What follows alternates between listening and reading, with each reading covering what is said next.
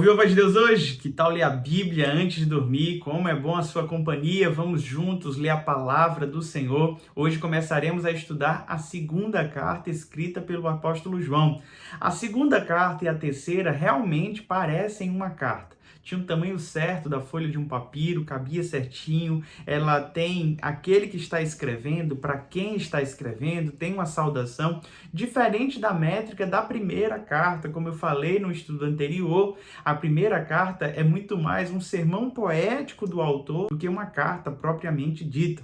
Esta segunda carta, escrita pelo apóstolo João, ela tem o intuito de reforçar com aquela igreja que deveriam tomar cuidado com os falsos mestres e o ensinamento daqueles falsos mestres, que era a heresia gnóstica da época. Eles negavam a materialidade de Cristo, negavam que Cristo tenha existido nesse mundo de forma corporal, alegando então que ele era apenas um espírito, não tinha carne humana, como se Deus não tivesse encarnado em Cristo Jesus. Então eu quero te convidar a pegar a sua Bíblia e entender as minúcias dessa pequena carta. Só tem um capítulo, são 13 versículos. Vamos então fazer a leitura desta carta. O presbítero, a senhora eleita e aos seus filhos, a quem amo na verdade, e não apenas os amo, mas também todos os que conhecem a verdade. Por causa da verdade que permanece em nós e estará conosco para sempre. A graça, a misericórdia e a paz da parte de Deus Pai e de Jesus Cristo, seu Filho, estarão conosco em verdade e em amor. O apóstolo João se apresenta aqui apenas como o presbítero. Ele não chega a mencionar ser apóstolo de Jesus, ser um evangelista, ser um líder na igreja primitiva. Ele usa apenas a expressão da função que ele exercia naquele tempo de presbítero. E o destinatário desta carta é a eleita. Ele não faz menção a uma localidade, mas ele tenta personificar a igreja como se fosse uma carta pessoal, a semelhança da carta escrita pelo apóstolo Paulo a Filemon. Ele está escrevendo a igreja de forma geral. Esta carta provavelmente era uma carta circular que passaria nas mãos de muitas pessoas, e o desejo do coração dele, mais uma vez, é enfatizar a verdade. Os escritos de João sempre vão usar esta palavra, verdade, verdadeiro, porque ele partia da premissa que o ensino dos falsos mestres era um ensino enganoso, falacioso, cheio de floreios para deturpar a verdade. Deste modo, ele escreve esta carta e sauda a igreja com graça, misericórdia e paz. É desta forma que ele inicia a sua carta, e agora ele começa a falar do grau de envolvimento que ele tem com esses irmãos, o desejo que ele tinha de estar presencialmente. Ele vai preparando então o coração dessa igreja para esse período que ficará distante dele. Ele diz que não quer fazer simplesmente por carta, mas deseja estar ali presencialmente. Mas enquanto esses irmãos esperam a sua visita ou a visita de algum correspondente enviado por ele mesmo, ele pede para que tomem cuidado com os falsos mestres. Vamos ler juntos. Verso 4. Ao encontrar alguns de seus filhos, muito me alegrei, pois eles estão andando na verdade conforme o mandamento que recebemos do Pai. E agora lhes peço, Senhora, não como se estivesse escrevendo um mandamento novo, mas o que já tínhamos desde o princípio, que amemos uns aos outros. E este é o amor, que andemos em obediência aos seus mandamentos, como vocês já têm ouvido desde o princípio. O mandamento é este, que vocês andem em amor. De fato, muitos enganadores têm saído pelo mundo, os quais não confessam que Jesus Cristo veio em corpo. Tal é o enganador e o anticristo. Tenham cuidado para que vocês não destruam o fruto do nosso trabalho, antes estejam recompensados plenamente.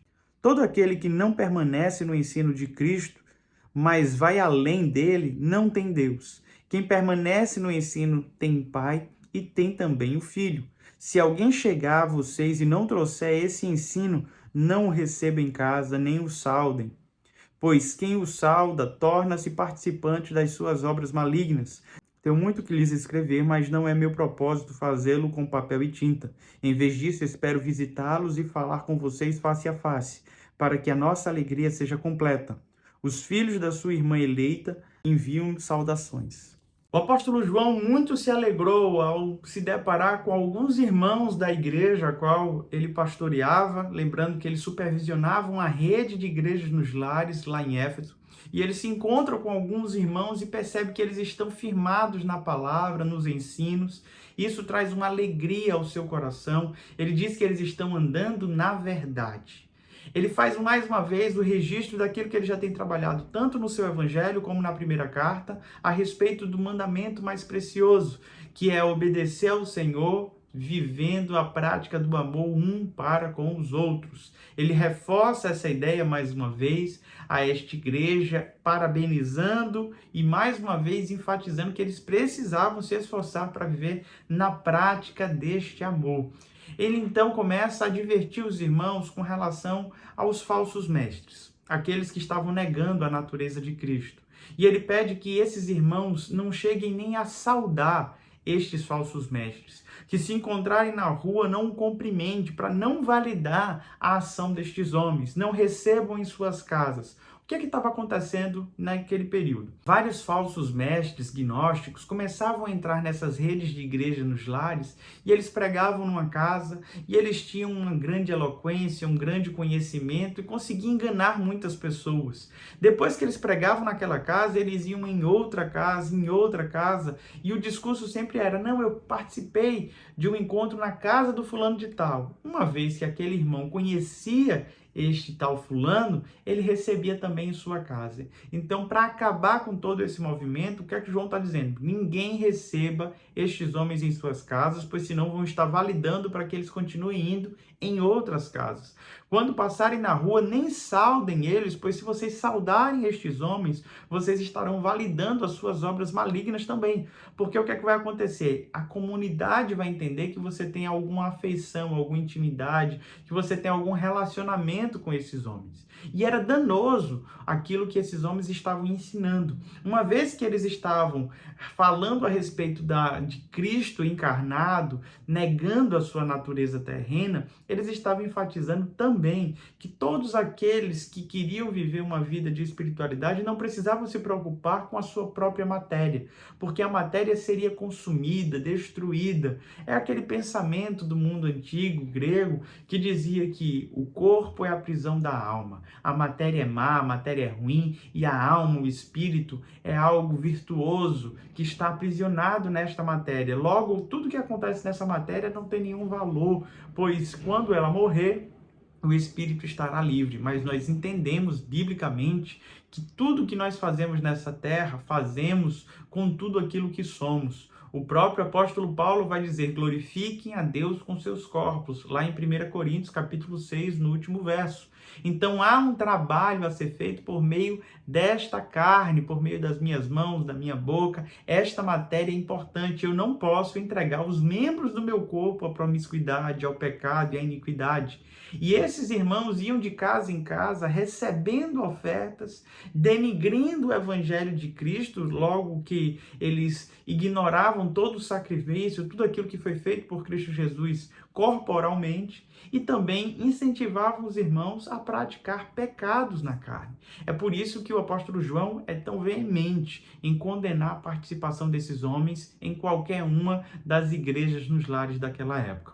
O desejo deste apóstolo era escrever expondo mais ainda tudo o que estava acontecendo, mas ele decide fazê-lo pessoalmente, avisando que dentro em breve estará face a face com cada um desses irmãos para lhes ensinar. Qual é a minha oração no dia de hoje?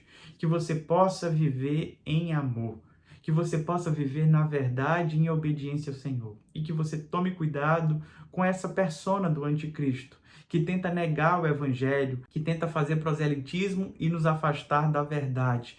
Tome muito cuidado com todo aquele que nega a natureza de Cristo Jesus, e tome muito cuidado com aqueles que alegam que tudo que eu e você fazemos de maldade, de perverso, não tem nada a ver, não tem problema nenhum, que o Senhor nos aceita dessa forma. O Senhor pode nos acolher dessa forma, mas não para permanecermos como estamos, para nos transformar. Não existe nenhum pecado que Ele não seja capaz de perdoar, mas eu e você precisamos entender que não podemos brincar com a graça do Senhor. Que Deus te abençoe e até amanhã, estudando a terceira carta escrita pelo apóstolo João. Se você ainda não se inscreveu no canal, está perdendo tempo. Se inscreva, curta, comente, compartilhe, ative o sininho. Todos os dias, às 21h30, estamos juntos aqui para meditarmos na palavra de Deus.